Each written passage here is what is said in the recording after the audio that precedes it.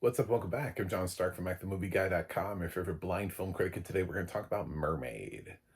This is an indie film that is working festivals right now. It stars Devin McDowell, Rafael Rafael Cordero, um, Nat Faxon, and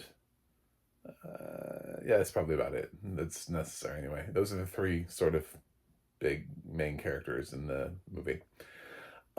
It's directed by Fia Pereira, and I got an opportunity to see this.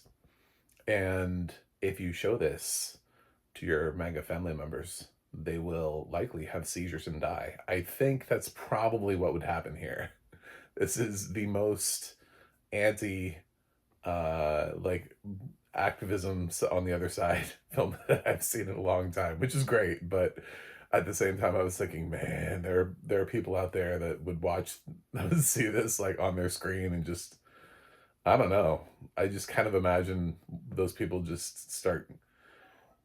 It's like the rage virus from 28 days later. Um, Everybody's so concerned about nonsense that they don't need to be concerned about. So Cassie is the lead here.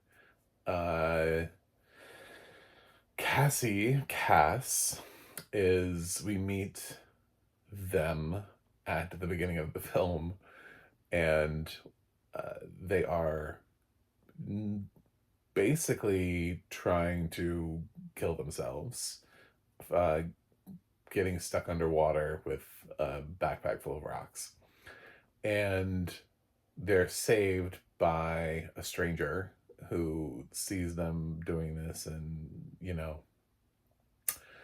then um we see Cass's life at home with their father, played by Nat Faxon.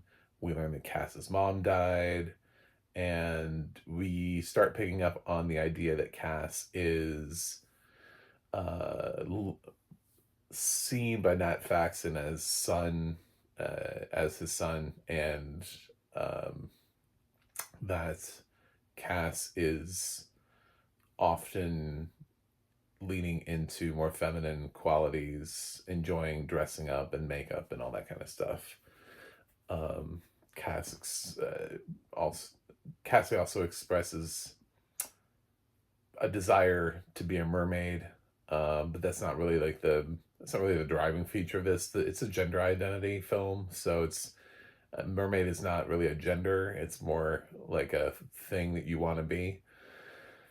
So it's more about Cassie using this as a way to express her true gender to her father, who is uh, not open to it.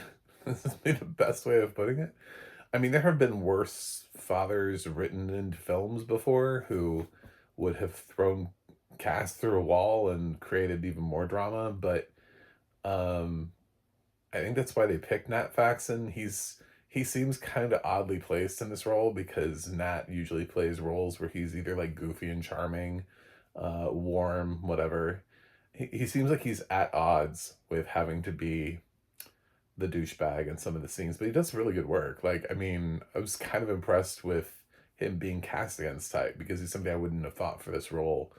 And I think they wanted a dad who felt like the dad did actually care and wasn't one of those guys who was just sitting at home like with the beer cracked open like what you doing in there, girl?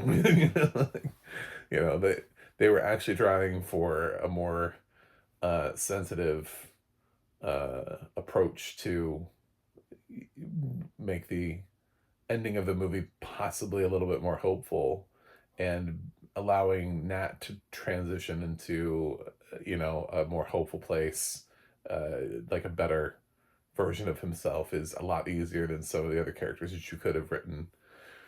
So um not that I don't think actors can pull off acting, I just think it's Nat Faxon reaches that a lot quicker than some other people. Anyway, um so Cassie starts looking for their hero, Pepper, who is a drag queen. works at the local drag, well, a local drag. I don't know enough about this town to assume that they only have one drag club or one drag bar.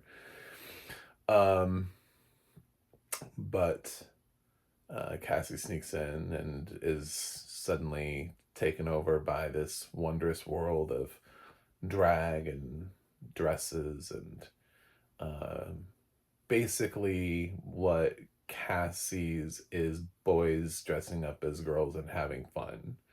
And Cassie's identity is wanting to do that, but do that all the time. But you don't know that until you sort of explore the film. So I started using like they them pronouns because um while I respect obviously gender and the use of pronouns, and Devin, the actor that plays Cass, uses they them pronouns.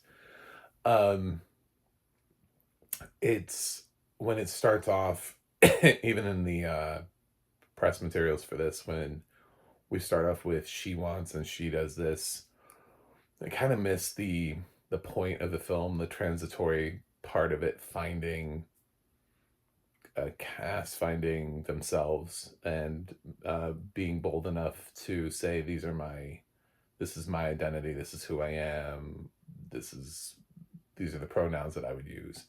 When you use them in the beginning before, I kind of feel like that's what I was trying to avoid, but also I don't really want to. It's a tough film to navigate because that's what it's about. This is about um, what it's like to be a young trans youth, um, 10-year-old trans youth, and who has a strong sense of self, and it's never wavered, something that comes up later on because dad is just sort of lost in himself and believes that um, that even if the mother was still around, that she wouldn't approve of the direction that Cass is headed in. So I liked the movie. It does feel very indie for me. It feels like the script could have used a couple, like just some tweaks and maybe another pass. Um, it's I read the director's notes, and it feels like an activist movie. I wish it felt a little bit more like a story that organically had to be told, just happened to be told during this time.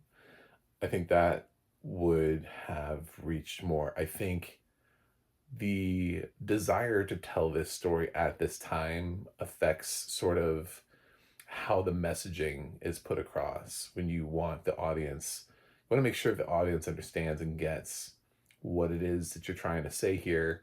I would argue that this film is going to play to its to the choir anyway, and all the people out there who are running around trying to make sure that everybody's using the right bathroom and that there are no trans athletes in existence. I don't think those people are watching this or will ever watch this. I think that's hard to get those people to understand from this perspective that that this is a thing that people go through. If anything, you might be getting a few people who are on the fence, uh, turfs, who support the LGBT but not the T. There's LGBTQ community. um, Maybe some of them who would be here for the drag queens, and then they'd stay for the story, and they'd hear it from Devin's perspective and as through Cass, and see the whole thing, and it makes sense, you know. Raphael as Pepper, I thought was super fun. Occasionally has a line he doesn't know what to do with, and so it kind of falls, but has plenty of lines he does know what to do with, and when he does know what to do with it, he like it's like fire. So that's how you can tell every once in a while he's thrown a line where it's like, I don't know, what am I doing here with this line? Not 100% sure how to emotionally land a line. And some of them are there's some kind of odd moments here from from place to place. I didn't love all of it. Um, I don't want to spoil any of it, but I would say that every once in a while there was a line that I just would go, I don't know about that.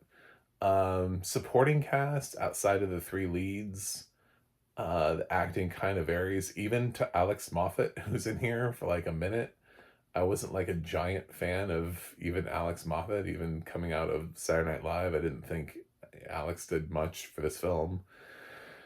So, with some of the other actors being lesser known, I wasn't really sure anybody brought much to the table in terms of offering like a fourth character that was meaningful. Even the other drag queens, the film, I wanted more drag queens, by the way. I wanted this film to be flooded with drag queens. I thought that would be, and then them taking Cassie in and meeting sort of like this sisterhood, you know, the found family aspect of it.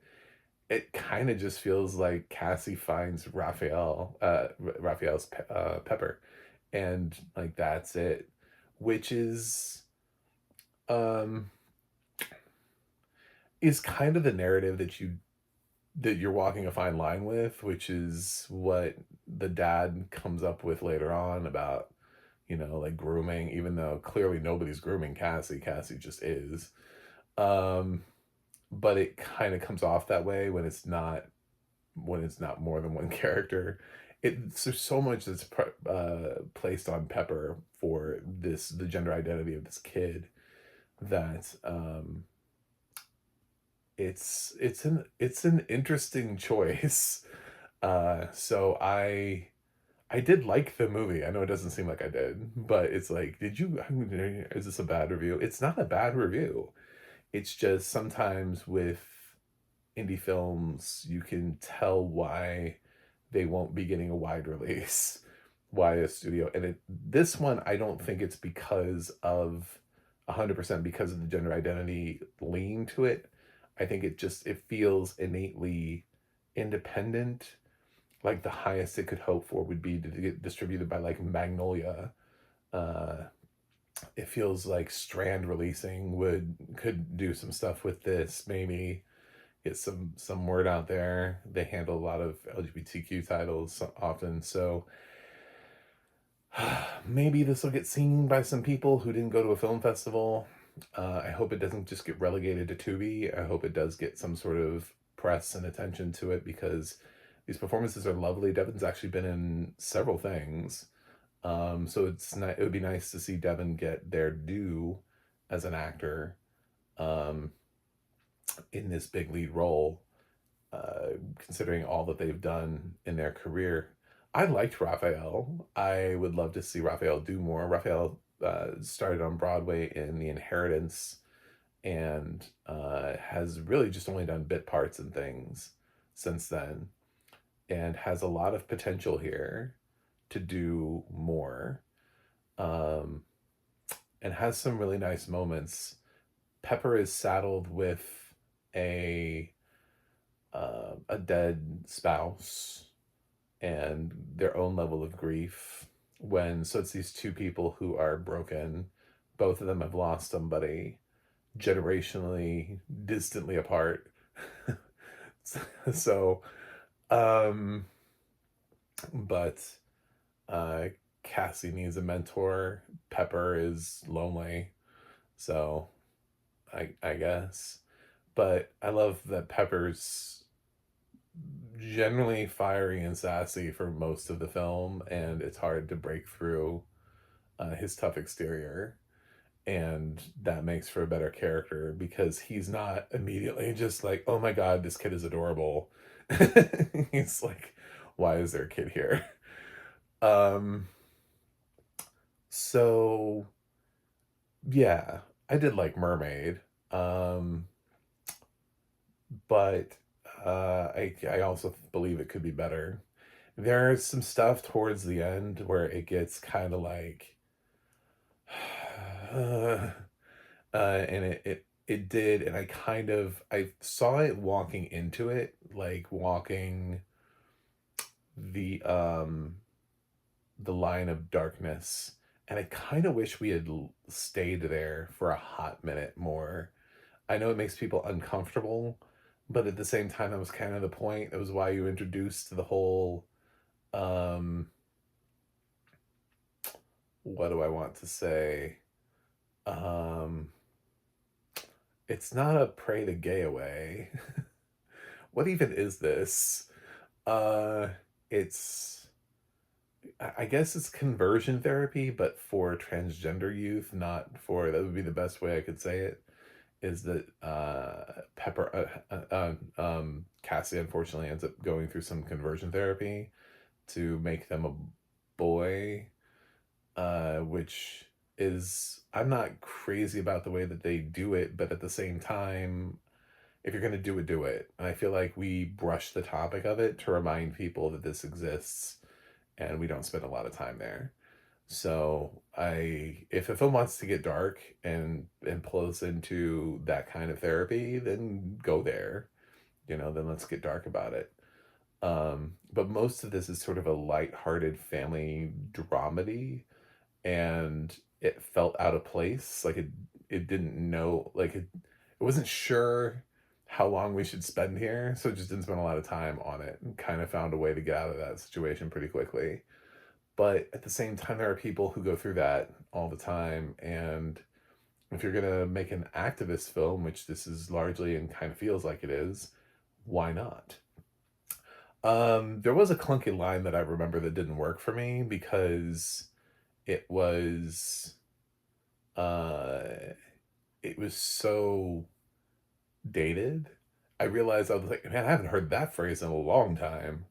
But there's a scene where they're talking about um finding corporate sponsors for the float, and Pepper's upset because Pepper's supposed to be designing the float, but somebody else is taking charge on it and trying to, I don't know, find sponsors. And they're like, and Pepper's like, it's about finding local sponsors and being part of the community. And he makes a crack like, who are they going to get to sponsor it? The Epstein family, something. And then somebody else comes along and goes, uh, uh, the Baptist church, I can't even remember the name of them anymore. Wisboro Baptist Church, whatever, right? Right? That's uh and I was like, man, I haven't heard of them in a long time. What happened to them? So for a film set in like 2025, 2026, I feel like wherever they are, whatever second level of hell they're in, they are not making a lot of noise anymore. Like, they're not clocking either. We got too much shit going on in this world for them to Westboro. That's what it is, Westboro Baptist Church. I I've forgotten they existed until this film reminded me about it. Um, so I just assumed that they got called back to hell, and to live out their days. But uh, it feels like it's not a current, like a current problem. A J.K. Rowling joke would have been fun, but I mean, like something that felt like, ooh, cool. Like we know what's homophobic and transphobic in 2025, not what was homophobic and transphobic 10 years before, but what is right now. So that's Mermaid. I know. Why should you see it? Because this is a fresh review. This is a positive review. Um, I think Devin is amazing. I think Devin is, as Cassie, has a lot to do for such a young talent, and a lot to have to express, and emotions to have to handle and uh, thread carefully. Um, I think the film could have explored more script wise to give Cassie more to do, drawing a line between wanting to be a mermaid and also how Cassie's mother died.